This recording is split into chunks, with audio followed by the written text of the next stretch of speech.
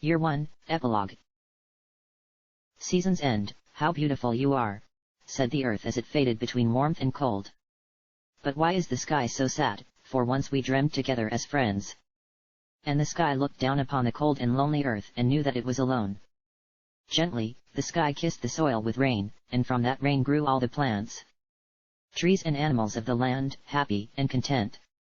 Forever, the two were meant to be guarded and cherished by the earth and the sky. Yet even as the mayfly lives, love can turn into hate, and grudges bloom. And between the two did the seeds of animosity flourish as whispers spoke idly of the great pride the earth held, and the control the sky sought of all beneath his domain. The great guardians were sealed, for fear of their hatred ruining another land. And tombs erected with ancient barriers that would keep their hatred from seeping as poison into the realms they had once loved so dearly. Yet poison is not stopped by barricades, nor malice weakened by ignorance. And as the ages wore on and the land began to wane, so too did the protections of the days of yore. One looked upon them, and with a smile asked of the sky above, "Are you not awake? Earth below, are you not lonely?" Leopold could not feel his ribs. That wasn't entirely correct. The problem was that he could feel them.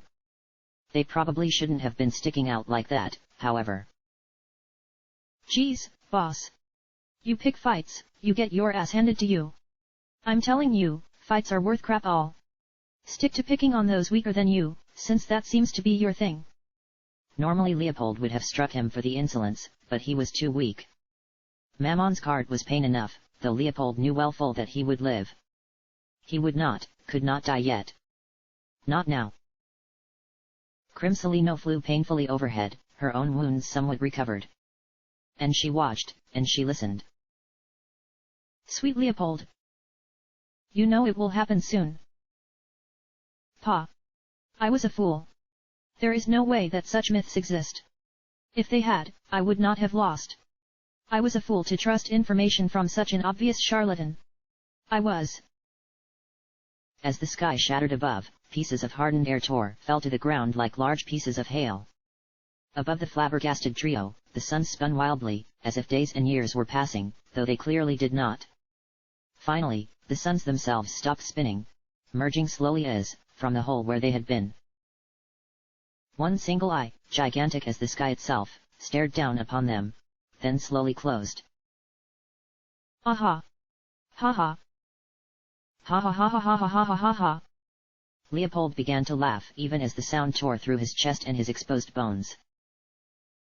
I did it. He rose to his feet and began to dance madly around the collapsed cart, paying no heed to his wounds, which themselves began to knit shut slowly. Mammon had stopped pushing the cart, and was instead rocking back and forth, golden eyes unfocused.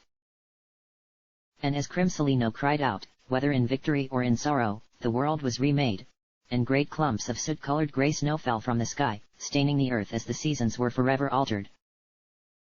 So began the months of cold. Chapter end.